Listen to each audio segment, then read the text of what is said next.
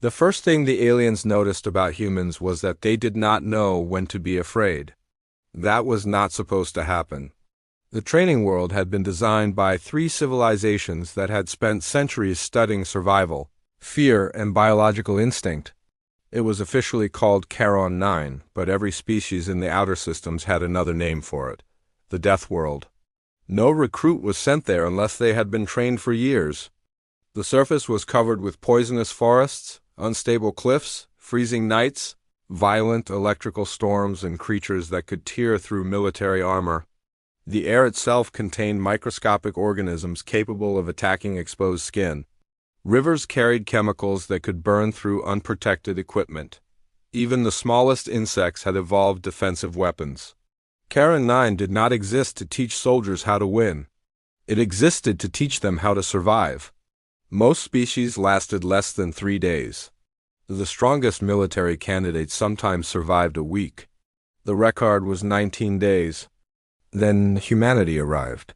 The transport ship entered orbit around Charon 9 under strict military supervision. Inside the vessel, 12 human trainees stood around a reinforced observation window, looking down at the planet. None of them looked frightened. One of them was actually smiling. "Is that the training area?" a human woman asked. The alien instructor beside her slowly turned his head. "That is the entire planet." The woman looked again. Her expression brightened. "You mean we get all of it?" The alien said nothing.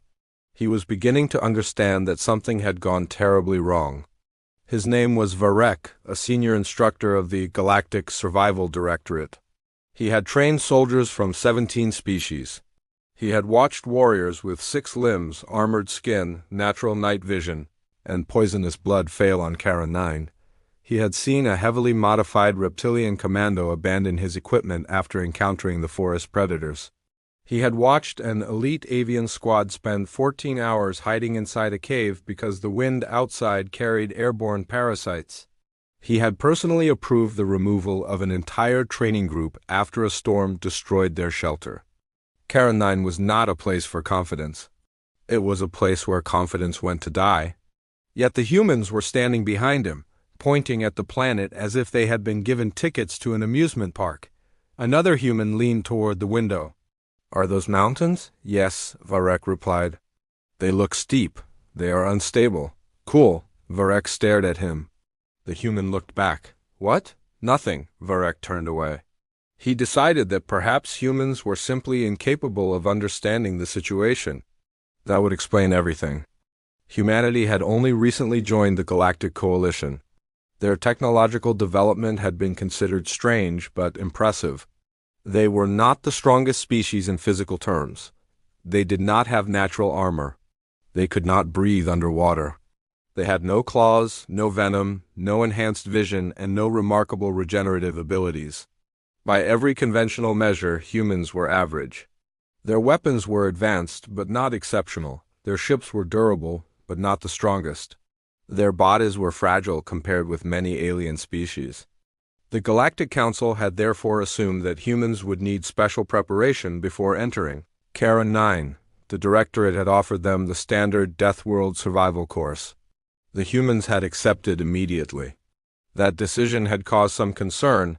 Then they asked for additional time. Not less, more, they wanted the full course. They wanted every environmental hazard activated.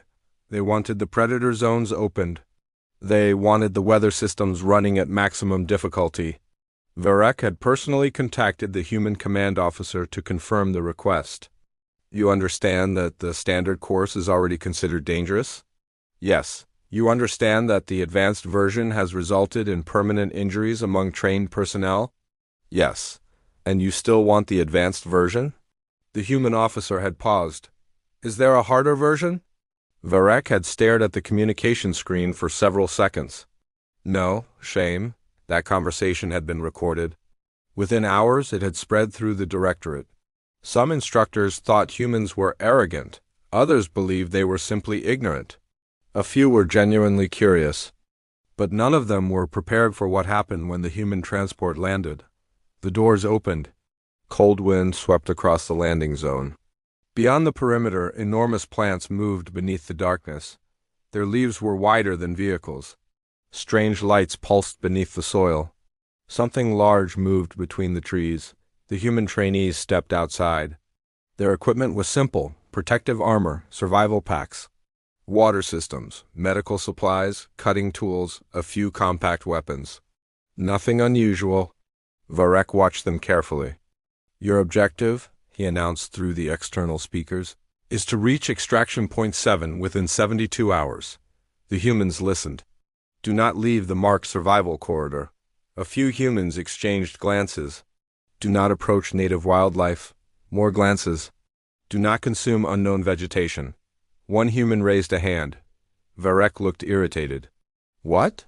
Can we collect samples?" "No." "Even if we identify them?" "No." "What if we identify them and they are safe?" "No." The human lowered his hand. "Understood." Varek did not believe him. He continued. "Your shelter must be constructed before sunset." The humans looked toward the horizon. The sun was already dropping. One of them checked his watch. "How long until dark?" 27 minutes. The human grinned. "Plenty of time." Varek almost laughed. "Almost." Then the countdown began. The humans moved. Not carefully, not slowly. They moved with the strange confidence of people who had done this before. 2 gathered branches. 3 searched the ground. Another inspected the rocks. 1 climbed a tree. Varek watched through the monitoring system. "Why is he climbing?" An assistant checked the sensor feed. "He appears to be looking for something." "Looking for what?" "We do not know." 30 seconds later, the human climbed down carrying several large leaves. Varek activated the translator. "What are those?" The human held one up. "Natural waterproofing." Varek froze. "The leaves belong to a plant classified as highly corrosive." "Put it down?" The human looked confused. "Why?" "That plant is dangerous. Only if you break the stem." Varek stared at the monitor. The human carefully demonstrated how to cut the leaf without damaging the inner membrane. The directorate's database had classified the plant as hazardous. The human had figured out how to use it in less than 5 minutes. Then the rain started. It was not ordinary rain. Karen-9 storms could turn the ground into a chemical soup within minutes. The humans disappeared into their shelter. Lightning struck nearby. The monitoring station shook. Varek watched the shelter collapse. "Well," he said quietly, "there it is." But the humans emerged seconds later. They laughed. They rebuilt the structure, then they reinforced it, then they added drainage channels, then they covered the entrance. Varek leaned closer to the screen. "They are improving it." The assistant nodded. "They appear to be enjoying themselves." That sentence troubled Varek more than the storm. The first night was supposed to be the psychological breaking point. The temperature dropped below freezing. The forest became active. Predators began moving. Their calls echoed across the valley. Every few minutes, the sensors detected something approaching the human camp. Varek waited for the distress signal. None came. Instead, the humans built a fire. They cooked food. They talked. One of them began telling stories. Another laughed so loudly that the sound carried across the valley. The predators stopped approaching. Varek stared at the screen. Why did they stop? The assistant checked the data. "We do not know." A low-frequency sound had appeared near the camp. Not a predator, not machinery, human voices. The humans were singing. Varek had never heard anything like it. The sound was rough and imperfect, but strangely calm. The creatures in the forest seemed to listen, then they moved away. For the first time in the history of Kara-9, the local predators had voluntarily abandoned a hunting zone. The instructors watching from orbit were silent. But the real surprise came the next morning. The humans were still there, all 12, healthy, rested, and smiling. They had spent the night on a Deathworld and somehow looked happier than they had before landing. The second day was worse. The directorate increased the difficulty. The forest corridor was opened. The storm system intensified. Predator activity increased by 400%. Varek watched from the command station as the humans entered the trees. He expected them to struggle. Instead, they became excited. They examined tracks. They studied plants. They tested soil. They marked dangerous areas. They created simple traps. They laughed when one of the smaller creatures stole a piece of equipment. One human even followed it. Varek shouted through the communication system. "Return immediately!" The human stopped. "Why?" "That creature has 6 known defensive mechanisms." The human looked at the animal, then at the camera, then back at the animal. "It is kind of cute." Varek closed his eyes. This was not survival training anymore. This was tourism. By the end of the second day, the humans had mapped 12 square kilometers of terrain. They had identified 3 safe water sources. They had discovered edible organisms unknown to the Directorate. They had found a natural shelter inside a cliff. And they had learned that the giant predators were less aggressive when approached slowly. The instructors were horrified. The humans were having fun. But something else was happening. Something Varek did not understand. The humans were not merely surviving Charon 9. They were adapting to it. Every danger became information. Every mistake became a lesson. Every obstacle became a puzzle. The planet was designed to make intelligent life feel helpless. Humans kept turning helplessness into curiosity. On the third morning, Varek received a message from Galactic Command. The message contained only 3 words. Increase the difficulty. He looked at the monitoring screens. The 12 humans were sitting around their camp. They were eating breakfast. One of them was repairing a boot. Another was sharpening a tool. 2 were studying a map. The rest were looking toward the distant mountains. Varek knew what those mountains contained. The final training zone. A region so dangerous that the Directorate had never opened it during a live exercise. A place where the terrain shifted without warning. Where atmospheric pressure could change in minutes. Where massive predators hunted in coordinated groups. Where the ground itself could become unstable. The humans had not been told about it. Varek stared at them.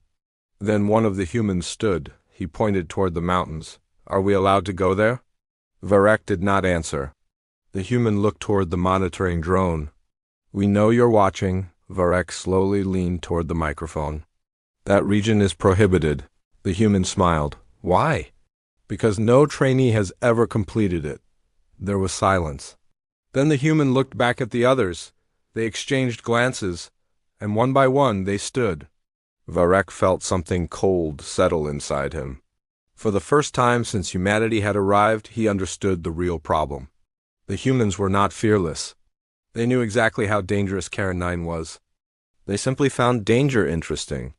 The final training zone remained closed, but the humans were already walking toward it. And somewhere beyond those mountains, something enormous had begun watching them back. The Directorate had designed Charon 9 to teach species how to survive a Deathworld. Humanity was about to teach the Deathworld something instead. Varek reached for the emergency controls. Then the entire planet shook. Every monitor went dark. For 3 seconds there was nothing. Then one screen returned. A single image appeared. It showed the 12 humans standing at the edge of the Forbidden Mountains. Behind them, something massive moved between the trees. Varek stared at the image. The creature was not in the Directorate database. It had never been detected by the satellites. It had never appeared in any training record. And it was coming closer. Varek opened the communication channel. "Humans, retreat immediately." The response came through the static. A calm human voice. "We would, but there is something you should know." Varek swallowed. "What?" The human turned toward the approaching creature. "We think it wants to join us." The screen went black again. And for the first time in centuries, the instructors of Charon 9 felt afraid of their own training world. For several seconds, nobody in the command station moved. The last transmission from the humans had ended, but Varek could still hear the words in his mind. "We think it wants to join us." Around him, alien instructors stared at the dead monitors. Some whispered prayers, others checked emergency systems. A few simply looked toward the ceiling as if the answer might somehow be written there. Varek did not move. He had spent 20 years studying Charon 9. He knew its forests. He knew its storms. He knew the migration patterns of its predators. He knew the chemical composition of its rivers and the unstable geology beneath its mountains. He knew almost everything the Galactic Survival Directorate had ever recorded about the planet. And nowhere in those records was there anything that could behave like the creature the humans had just discovered. The problem was not that the creature was large. Karen 9 had plenty of large creatures. The problem was that it had remained invisible for centuries. That was impossible. Every square kilometer of the planet had been scanned from orbit. Thousands of autonomous probes had crossed its atmosphere. The Directorate maintained atmospheric sensors, seismic monitors, thermal satellites, and biological tracking systems. Nothing that large should have been able to hide. Unless it had never wanted to be found. Varek looked at the technicians. Restore the satellite network. We are trying. How long? Unknown. That answer made the room even quieter. Karen 9 had just experienced something that affected orbital systems. The planet had interfered with their communications. That had never happened before. Then one of the monitoring screens flickered. A map appeared. The 12 human trainees were still visible. Their signals were weak, but they were moving, slowly, toward the mountains. Varek activated the audio channel. "Human team, this is command," a voice answered. "Go ahead. Stop moving." There was a pause. "Why?" "Because we have reason to believe that an unknown biological entity is operating in your area," the human replied calmly. "We know." Varek stared at the screen. "You know?" "Yes. How?" "We can hear it." The command room fell silent again. Varek looked at the technicians. No microphone had detected anything. No seismic sensor had registered movement. Nothing, yet the humans could hear it. That was the first clue that the humans had developed a relationship with Karen 9 that the Directorate did not understand. They did not simply observe the planet. They listened to it. The humans had spent only 2 days on the surface, but they were already learning patterns that years of scientific research had missed. They noticed changes in wind direction. They noticed insects becoming silent before storms. They recognized which plants moved because of natural wind and which moved because something was passing nearby. They watched birds and small animals. They studied footprints. They smelled the air. They touched rocks. They listened. To the aliens, it looked primitive. To the humans, it was survival. Humanity had evolved on a world where danger often arrived without warning. Predators hid. Weather changed. Fire spread. Water could kill. The wilderness had always been full of things that humans did not fully understand. So humans had developed a habit that the other species considered unusual. They paid attention. On Karen 9, that habit was becoming a weapon. The humans reached the lower slopes of the Forbidden Mountains. The landscape changed almost immediately. The colorful forest disappeared.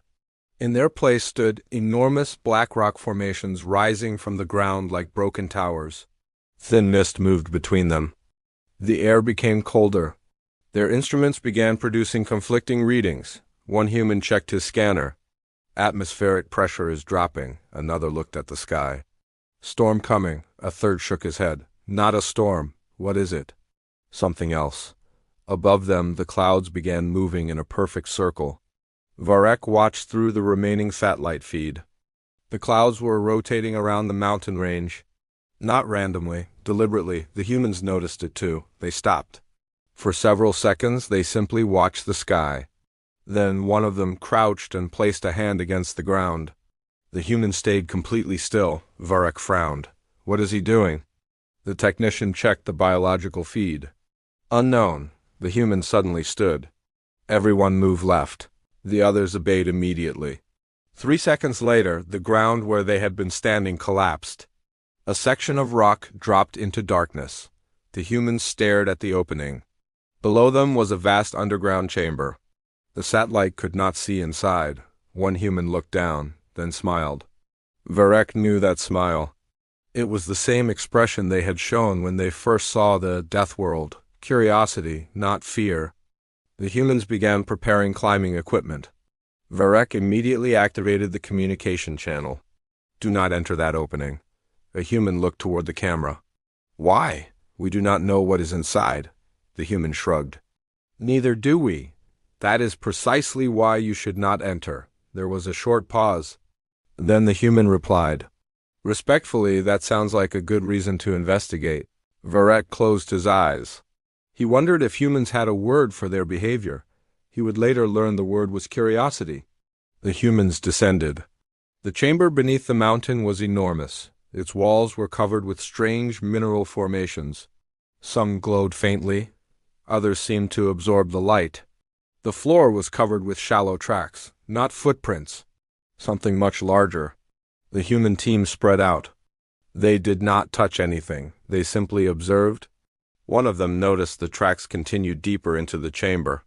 Another noticed something else. There were smaller tracks beside them, thousands of them. The humans followed the path. Behind them, the entrance disappeared into darkness. Above ground, Varric watched helplessly. Then the satellite feed changed. A second heat signature appeared. Then a third. Then dozens. They were moving toward the underground chamber. Varric's face went pale. "Bring them back," the communications officer tried. No response. Again, nothing. The human team had lost communication. Varric ordered every available drone toward the mountain. None returned. One after another, the drones disappeared from the tracking system. Then something appeared on the satellite map. A moving circle, it covered the entire mountain range. Varric stared at it. The circle was expanding. The planet was changing. The Directorate had believed Karen 9 was a naturally evolved Deathworld. But what if they had been wrong? What if the planet was not simply dangerous? What if it was reacting? The humans reached the end of the underground passage. There they found a massive stone wall. It looked ancient, older than any known civilization. The surface was covered in markings. One of the humans raised a light. The markings reflected it. They were not writing. They were patterns. Thousands of them, circles, lines, symbols, and beneath all of them was a shape that looked strangely familiar, a human hand. The team leader stared at it. That cannot be right. Another human stepped closer. Maybe someone was here before us. No, why not? Because these markings are older than our oldest known human settlements. The others became silent. They studied the wall. Then one of them noticed something carved beneath the hand. A simple sequence of lines. The human copied it into a scanner. The device immediately activated. A low vibration passed through the chamber. The glowing minerals brightened. The ground moved. Far above them, the mountains shook. Varric nearly fell from his command station. What did they activate? Nobody knew. Then every screen in the command center turned white. A sound came through the speakers. Not a transmission, not an alarm. A voice, deep, slow, ancient. The translators struggled to understand it. Then a single sentence appeared on the main display. "The children have returned." Varric stopped breathing. Children, the humans? Impossible. Humanity had never been to Karen 9. The Galactic Coalition had confirmed that. Or at least they thought it had. The message disappeared. A second one replaced it. "The world remembers." Varric turned toward the senior Directorate officers. Nobody spoke. Then a technician shouted, "Something is happening in orbit." The satellite network returned. For the first time, the entire planet became visible. Karen 9 was glowing. Thin lines of blue light appeared across its surface, spreading through the forests, mountains, oceans, and valleys. They connected like veins. The planet seemed to be waking. Varric looked at the human team's last known location. The signal was still there, weak, but alive. Then the communication channel suddenly opened. A human voice came through. "Command, we found something." Varric grabbed the microphone. "What?" There was a pause. "We found a door." Varric looked at the screen. "Where does it lead?" The human breathed slowly. "We don't know." Then another voice spoke in the background. Not human, not alien. Something older. Something that sounded as if it had been waiting beneath the planet for thousands of years. The human transmission became filled with static. Varric heard the voice again. This time it spoke clearly. "Open." The communication ended. The entire command station remained silent. Nobody knew what would happen if the humans opened the door. Nobody knew why the planet recognized them. And nobody knew what had been waiting beneath Karen 9. But Varric finally understood one thing. The Deathworld training program had never been a test designed for humans. It had been a test designed to keep something else contained. and humanity had just walked through the first lock. The word remained on the screen long after the transmission had ended. Open. Varric stared at it as if staring long enough might change its meaning. It did not. Around him, the command station had become strangely quiet. The instructors who had spent their careers studying survival were suddenly afraid to make a decision. The humans were standing in front of an ancient door. The planet had recognized them. And something beneath the mountains had called them children. Varric finally broke the silence. "Seal the mountain?" The communications officer looked at him. "Seal it how?" "Every available containment system. We have no containment system for something we cannot detect." Varric turned toward the orbital control officer. "Then use the planetary defense network." The officer hesitated. "That network was deactivated centuries ago. Reactivate it." "Commander, the system is older than the Directorate." "Then wake it up." The officer entered the command sequence. Nothing happened. He tried again. Still nothing. Then the main screen changed. A message appeared. "Access denied." Beneath it were 4 symbols. The same symbols the humans had discovered on the underground wall. Varric felt a chill move through him. The defense system was not refusing the command. It was obeying something else, something that outranked the Directorate. Below the mountain, the human team had no idea what was happening in orbit. Their world had become dark again. The glowing minerals along the walls had faded. Only their helmet lights remained. The ancient door stood ahead of them. It was enormous. At least 20 meters high. There were no hinges. No visible mechanism, no handle, no control panel. Only a smooth black surface covered with faint lines. They had no obvious language. No numbers. No recognizable alphabet. Yet something about them felt familiar, not to his eyes, to his instincts. He raised his scanner. The device produced a low tone, then another. The display showed a pattern. The symbols were responding to human body heat. The team leader moved closer. The door brightened. He stepped back. The light faded. He moved forward again. It brightened. Everyone watched. "Looks like it recognizes us," one human said. "That is the problem. Could be worse." "How?" "We could have spent 3 days climbing this mountain and found a vending machine." The others laughed. Even in the darkness beneath a hostile alien world, the humans remained human. That was what Varric had never understood. Their humor was not a weakness. It was one of their survival tools. When fear increased, they talked. When danger became confusing, they joked. When the environment became unbearable, they searched for something ordinary: food, warmth, conversation, a reason to keep moving. The aliens had mistaken this behavior for carelessness. They were beginning to realize it was resilience. Above the mountain, the situation was becoming worse. The atmospheric pressure changed without warning. The forests began releasing clouds of luminous spores. The oceans around the continent developed strange circular waves. Predators abandoned their normal territories. Millions of small creatures moved toward the mountains. Every species on Charon 9 appeared to be responding to the same signal. The planet was calling them. Varric watched the migration from orbit. "What are they doing?" A xenobiologist beside him shook his head. "They are leaving their habitats." "Why?" "We do not know." "Where are they going?" The scientist looked at the map. "The mountain." Varric's expression hardened. "All of them?" "Almost all." The room went silent. Then the scientist whispered something that made Varric's stomach tighten. "They are not running from the humans." Varric looked at him. "They are moving toward them." On the surface, the human team finally heard the movement. At first it sounded like distant rain, then it became louder. A deep vibration traveled through the stone. Dust fell from the ceiling. The humans looked at one another. One checked his scanner. "Something is coming." "How many?"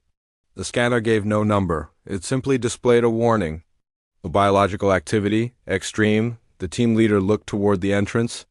"We need to move." Nobody argued. They began searching for another route. The underground chamber had several narrow passages, but most were blocked by rock. One passage led downward. Another disappeared behind a wall of thick mineral growth. A third was large enough for something enormous to pass through. The humans chose the third. They moved quickly. Behind them, the mountain began to shake. Something had entered the chamber. They could hear it breathing, slowly, deeply. The sound echoed through the tunnels. One human stopped. "What is that?" Nobody answered. Then the creature appeared. It was not the monster they expected. It was smaller than the enormous predators they had seen on the surface. It had 4 legs, a long neck, and dark armored skin. Its eyes reflected their helmet lights. It looked at them. The humans froze. The creature did not attack. Instead, it lowered its head. The team leader slowly lowered his weapon. "Easy." The animal took 1 step forward. The human extended an open hand. The creature moved closer. Then it touched the human's glove with the tip of its snout. One of the others whispered, "You have got to be kidding." The creature made a low sound. Not aggressive. Almost comforting. The humans exchanged confused looks. Then the creature turned around. It began walking down the tunnel. The team leader watched it. "Think it wants us to follow?" "That would be insane.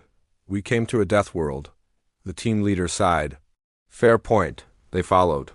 Varric watched the thermal feed as the humans disappeared deeper underground. The unknown creature moved with them. Its heat signature was unlike anything in the database. Then another signal appeared, and another. The humans were no longer alone. Dozens of creatures were gathering around the tunnels, but none were attacking. They were forming a perimeter. Varric could not explain it. Neither could the xenobiologists. One of the senior instructors finally spoke. "What if the humans are not being hunted?" Varric looked at him. "What are you suggesting?" "What if the planet is protecting them?" The idea sounded ridiculous. Yet the data supported it. Every major predator was moving away from the human path. Every smaller species was moving toward them. The weather was changing around their location. The dangerous spores were avoiding the tunnels. Even the unstable rock formations seemed less active along the route the humans were taking. It was as if the Deathworld itself was making a path. Varric did not like that explanation. Because if it was true, then the Directorate had misunderstood Karen 9 for centuries. The planet was not simply a training ground. It was alive in a way nobody had understood, and it had chosen the humans. Deep beneath the mountain, the human team followed the strange creature into a chamber filled with pale blue light. The chamber was circular. Its walls were covered in thousands of symbols. At the center stood a raised platform. On that platform was a small object. It looked like a piece of stone. The team leader approached. His scanner activated automatically. A holographic image appeared. It showed a planet. Not Karen 9 Earth. The humans stared. The image changed. It showed ancient forests. Ice-covered mountains, primitive oceans. Then something appeared in orbit around Earth. A massive structure. The humans moved closer. The image shifted again. It showed another planet, then another, then dozens. Each world looked different, but everyone had the same black structure buried beneath its surface. The team leader's voice became quiet. This place was not built for Karen 9. Nobody answered. It was built for many worlds. A second hologram appeared. This one showed several alien species. Some looked similar to species in the Galactic Coalition. Others were completely unknown. They were standing around a massive doorway. Then the image changed. A group of figures appeared.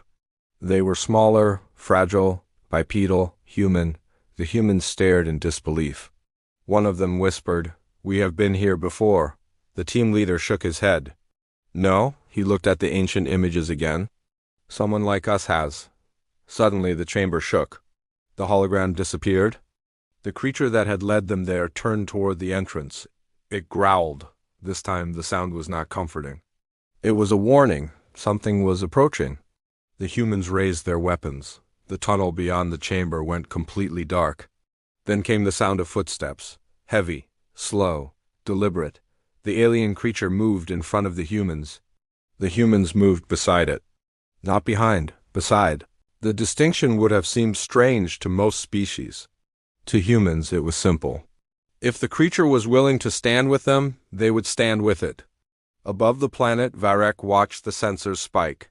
A massive energy reading had appeared beneath the mountain. The senior officers began shouting orders: evacuation, containment, orbital withdrawal. Nobody knew which command mattered anymore. Then the main display changed. A message appeared. Not from the Directorate, not from the humans, from the planet.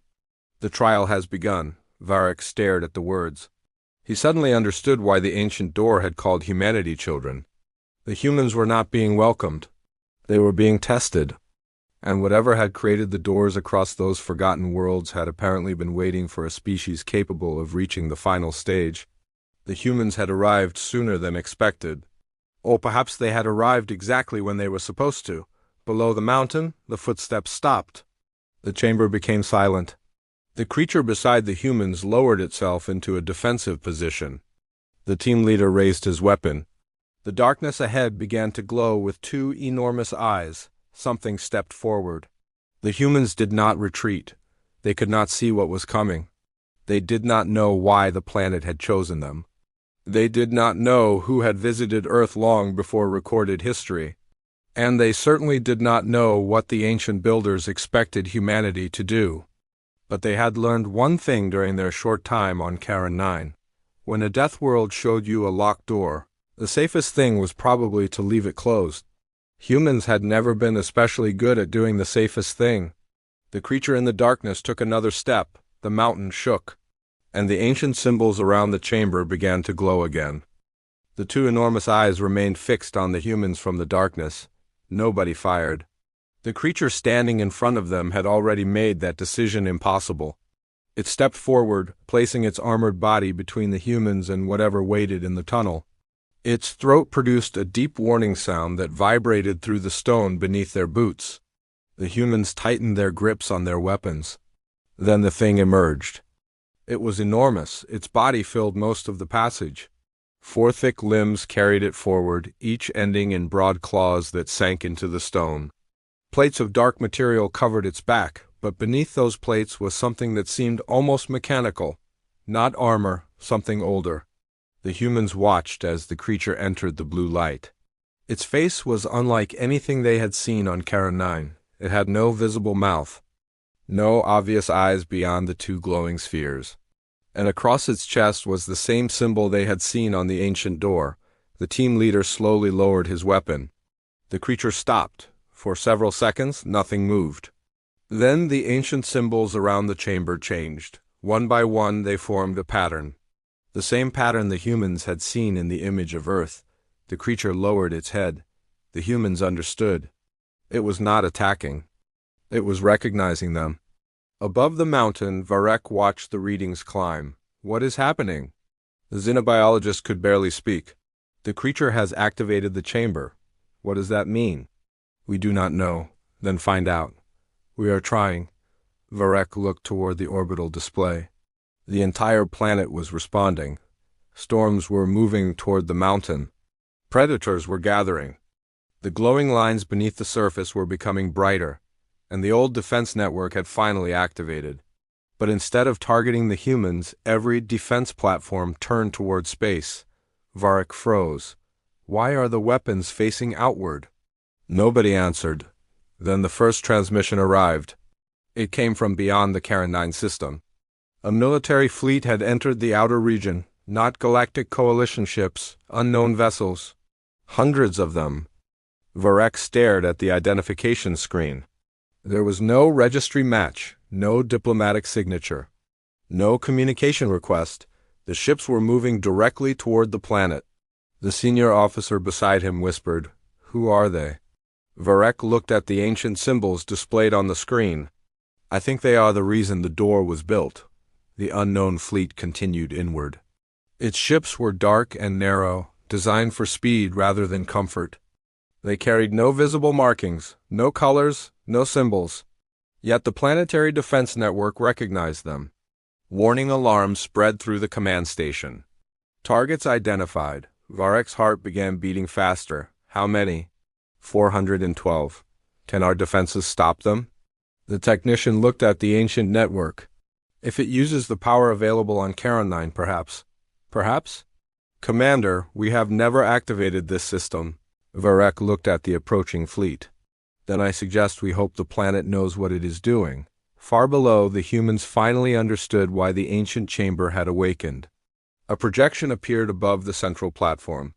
It showed Earth again. This time the image was different. The planet was young, green, wild, untouched, then the sky darkened. Ships appeared above it. Not the ships from the earlier vision. These were different, larger, more aggressive. The projection showed a battle. Humanity had not been involved. The ancient builders had fought something that had crossed from one world to another.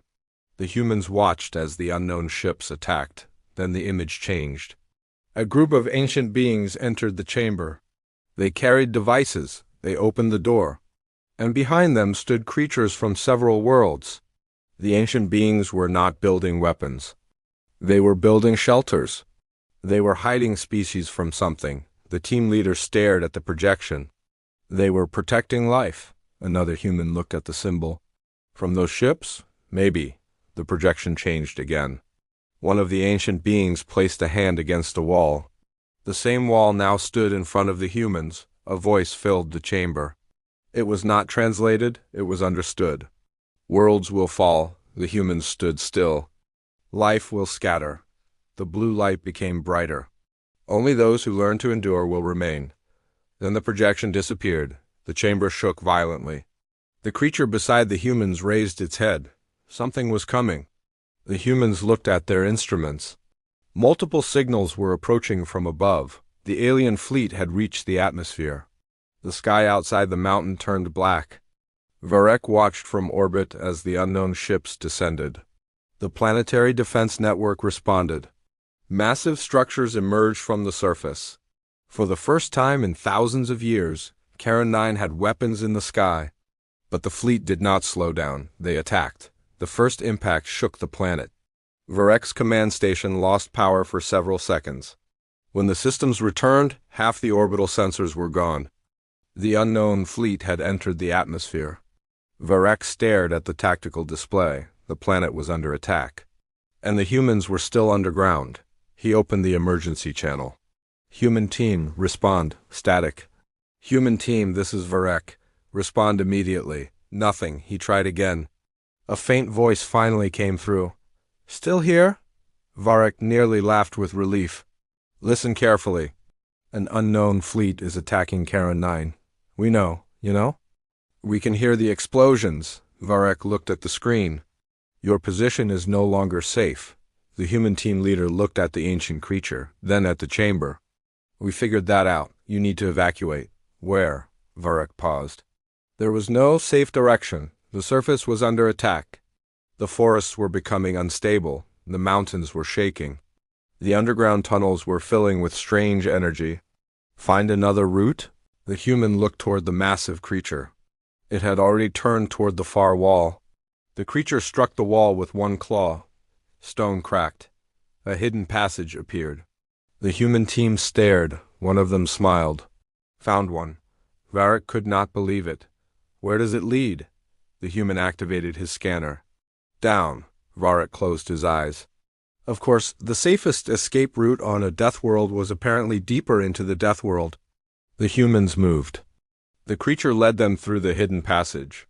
Behind them, the chamber collapsed. Ahead, the tunnel widened. They ran. The mountain shook again. Dust filled the air. Small pieces of rock fell around them. One human slipped. Another caught him. No one stopped. They had trained for this. Not specifically for Karen 9, not specifically for ancient alien ruins, but for uncertainty. That was the difference. Human survival training had always assumed that plans would fail. Weather would change, equipment would break, maps would be wrong. The environment would become hostile. A human soldier was taught that survival did not depend on having the perfect plan. It depended on making a new plan when the old one stopped working. The aliens had built their training systems around controlled danger. Humans had evolved around uncontrolled danger. Now that difference was becoming obvious. The tunnel opened into a vast underground valley. The humans stopped. Thousands of creatures were gathered below. Predators, herbivores, flying species, small burrowing animals. Every creature on Karen 9 seemed to have come here. They were packed together without attacking one another. The humans stared. One whispered, "What are they doing?" The creature beside them walked down the slope. The animals parted. A path opened. The human team followed. Varek watched through the restored planetary network. His expression changed. The animals are gathering around them. The xenobiologist looked at the data. No. What? They are not gathering around the humans. The scientist zoomed in. They are gathering around the creature. Varek watched as the enormous alien beast reached the center of the valley. Then it turned toward the humans. The blue light beneath the ground intensified. The ancient markings on its body began glowing. The humans stood in a circle around it. For one strange moment, the entire Deathworld became silent. No wind, no predators, no explosions, nothing. Then the creature opened its mouth. A sound emerged. The sound was deep enough to shake the mountain. Every animal answered. Not with fear, with recognition. The humans felt the ground beneath their feet change. Something enormous was awakening beneath the valley. Varek saw the reading spike beyond anything his instruments could measure. What is under them? The xenobiologist shook his head.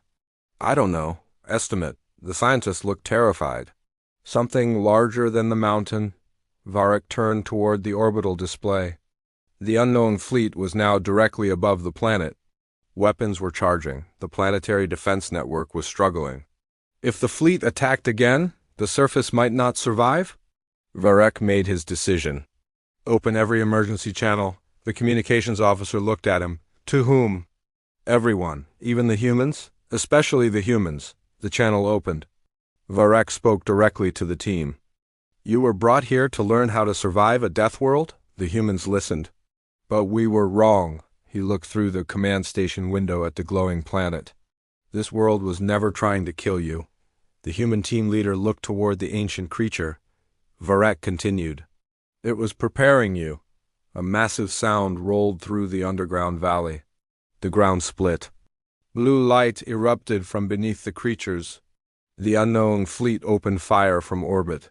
The humans looked upward. For the first time since they had landed, nobody laughed. The team leader slowly raised his weapon. Around him stood thousands of creatures. Behind him stood the ancient guardian. Above him waited an enemy fleet. And beneath him was something powerful enough to shake an entire world. The human leader looked at his team. Nobody needed an order. They already understood. They had come to Kara 9 expecting a training exercise. Instead, they had discovered a forgotten war. And now the Deathworld was asking them a simple question. Could humanity endure what had destroyed everyone else? The human leader smiled. Let's find out. The ground erupted. The entire mountain came alive. And far above the planet, the alien fleet suddenly realized something that its commanders had never considered. They had not entered an empty training world. They had entered a battlefield, and the humans were not trapped on it. They were home? The ground erupted beneath the humans. Blue light rushed through the underground valley like lightning moving beneath glass. The creatures of Kara 9 lifted their heads at the same time. The ancient guardian spread its massive limbs and released a deep call that rolled through the mountain. Above the planet, the unknown fleet opened fire. Thousands of weapons activated at once. For a moment, the sky became a wall of light. Then Kara 9 answered. The glowing lines beneath the surface rose into the atmosphere. They formed a vast shield around the planet, stretching from horizon to horizon. The incoming energy struck the shield and disappeared. The alien fleet stopped. Its commanders had expected a training world. They had expected frightened recruits. They had expected an isolated planet with outdated defenses. Instead, they had awakened something they had spent centuries trying to avoid. Varek watched the display in disbelief. That shield is planetary, the technician nodded. It is covering the entire atmosphere. How old is the system? We cannot determine it. Varek looked toward the blue lines spreading across the planet. Then he understood. The ancient builders had not created Kara 9 as a prison. They had created it as a fortress. And the reason it had been turned into a death world was simple. The planet itself was the test. Every poisonous plant, every violent storm, every predator, every unstable mountain had been part of a living defense system. The world had been shaped over thousands of years to produce creatures capable of surviving almost anything. The Deathworld was not designed to destroy life. It was designed to strengthen it. The humans had simply been the first visitors in a very long time to understand the lesson. The alien fleet fired again. The shield held. Then the ancient defense platforms began to move. They rose from oceans, mountains, deserts, and forests. Some had been hidden beneath glaciers. Others had been buried beneath miles of rock. The entire planet seemed to unfold. Varek stared at the display. Why are the defenses activating now? The xenobiologist beside him looked toward the human signals. Because the planet finally found what it was waiting for. The humans stood at the center of the underground valley. The ancient guardian remained beside them. Thousands of creatures surrounded the group. The team leader looked at his scanner. The blue light had connected every living thing in the valley. It was not controlling them. It was communicating with them. The humans could feel it through the ground. A pulse, then another, almost like a heartbeat. One of the humans removed his helmet. The others immediately warned him. Bad idea, he looked around. The air was breathable. The poisonous particles had vanished. The planet had changed the atmosphere around them. He took a slow breath. It is safe, the others followed. For the first time, the humans stood on Karen 9 without protective helmets. The Deathworld had accepted them. Then the ancient guardian lowered its head. A voice filled the valley. This time, the humans understood it. Not through a translator, through something deeper. You came back. The team leader stared at the creature. We have never been here. The guardian remained still. Not you. It touched the ground with one enormous claw. Your kind. The humans looked at one another. The ancient images returned to their minds. Earth, the hidden structures, the forgotten visitors. Humanity had not been the creator of the ancient system. But humans had once encountered it. Long before recorded history, long before cities, long before written language. A small group of ancient human explorers had reached the network of protected worlds. They had not conquered anything, they had learned. They had returned to Earth carrying fragments of knowledge. Most of it had been lost. But the instincts remained. Curiosity, adaptability, the refusal to surrender when the environment became hostile. The ancient network had been searching for those traits ever since. The unknown fleet had been searching too. But for a different reason. They were descendants of a civilization that had rejected the old system. They believed survival should belong only to the strongest. They had spent centuries searching for the protected worlds and destroying them before their inhabitants could become strong enough to resist. Karen 9 had survived because it was the most dangerous world in the network.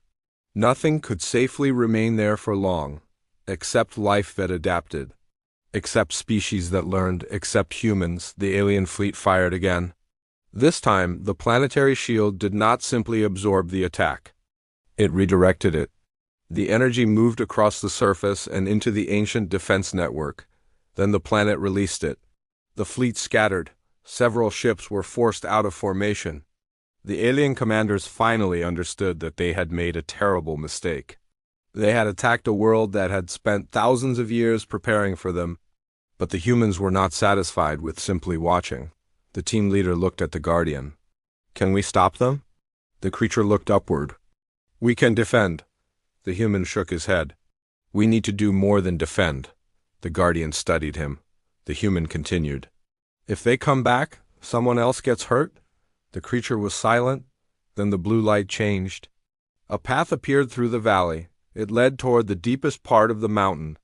The humans followed. The other creatures stayed behind. Varek watched their signals move. Where are they going? The xenobiologist looked at the map. Toward the planet's core. Varek sighed. Of course they are. Deep beneath the mountain, the humans found the heart of Karen 9. It was not a machine. It was not a reactor. It was a living network. A massive biological structure surrounded by stone and crystal. It pulsed slowly. Every pulse traveled through the planet. Every living creature responded. The humans stood before it.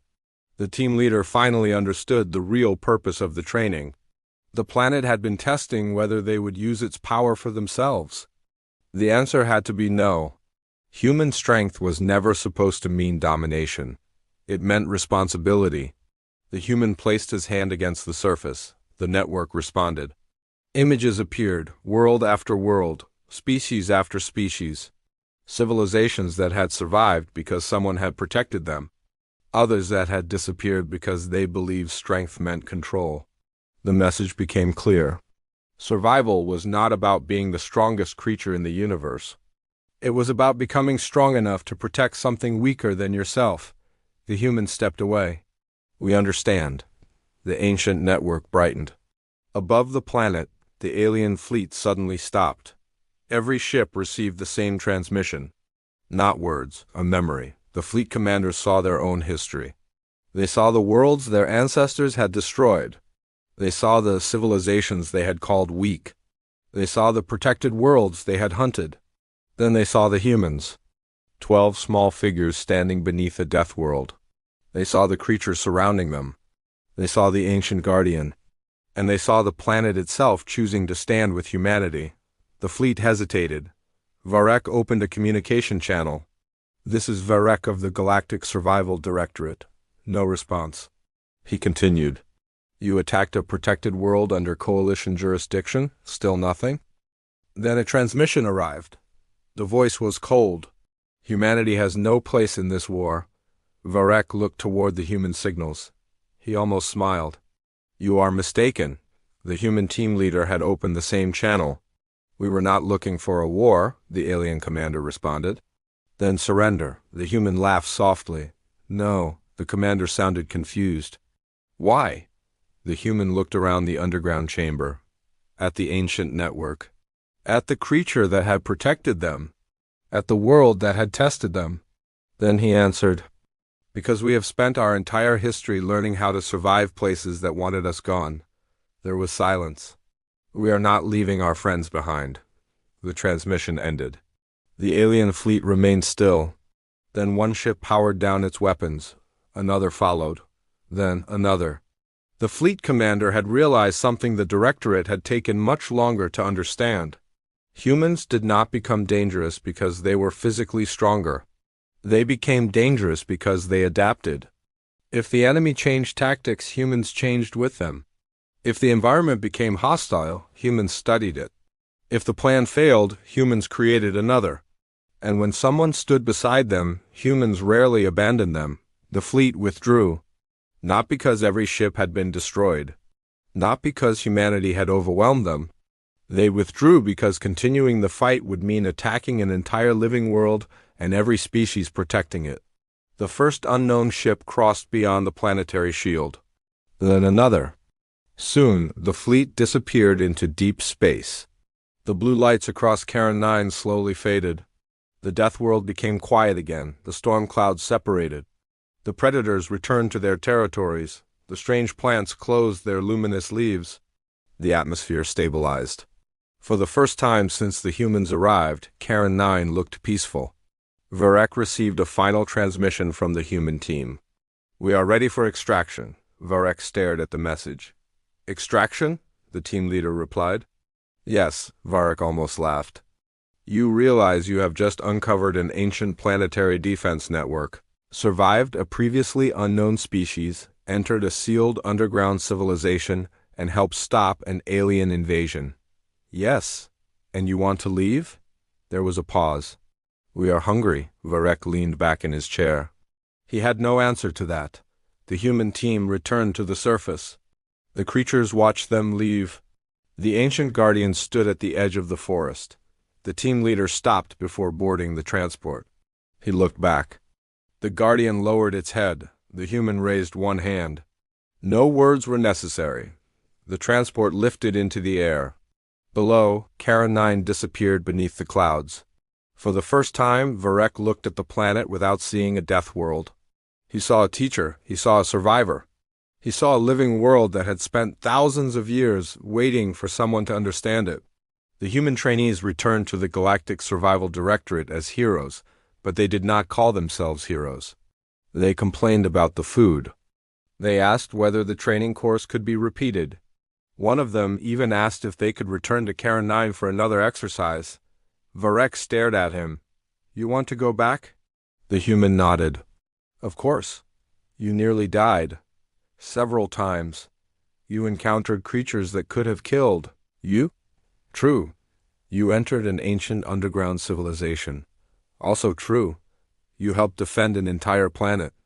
The human smiled. That was fun, Varric finally understood. Humanity did not love Deathworlds because humans wanted to suffer. They loved them because a difficult world gave them something familiar, a problem, a challenge. A reason to work together, a chance to discover what they were capable of becoming. The Galactic Council eventually changed its classification of Karen 9. It was no longer called a Deathworld training planet. It became a protected world, a living archive. A place where species could study survival without destroying what they were studying. The ancient network was opened carefully. New worlds were discovered, old civilizations were remembered, and humanity became one of the leading species in the Galactic Survival Directorate. Not because humans were the strongest, they were not. Not because they had the most advanced technology, they did not. And not because they were fearless, they were never fearless. Humans were afraid. They simply learned to keep moving while afraid. That was the lesson Varric remembered most. Years later, he returned to Karen 9. He stood on a quiet ridge beneath the strange blue trees. The same mountains rose in the distance. The same stars filled the sky, but the planet no longer seemed threatening. It felt alive. A young alien trainee stood beside him. Is it true that humans enjoyed this place? Varric smiled. Every second. The trainee looked toward the forest. Why? Varric thought for a moment. Then he gave the simplest answer he knew. Because humans came from a death world too. The trainee looked confused. Earth is classified as a Class 1 habitable world. Varric shook his head. That is what the scanners say. He looked at the distant horizon. But humans did not evolve because Earth was gentle. They evolved because they adapted to everything. Earth gave them cold, heat, storms, darkness, predators, scarcity, distance, failure. They learned to build shelters. They learned to make fire. They learned to cross oceans. They learned to leave their planet. And when they reached the stars, they discovered that the universe was filled with worlds far more dangerous than Earth. Instead of turning back, they smiled. That was humanity's greatest survival trait. Not strength, not weapons, not technology. The ability to look at something terrifying and ask one simple question: what can we learn from it? Karen 9 had been designed to terrify the strongest species in the galaxy. The aliens had believed humans would break under its pressure. They had been wrong. Humans had walked into the death world and found a challenge.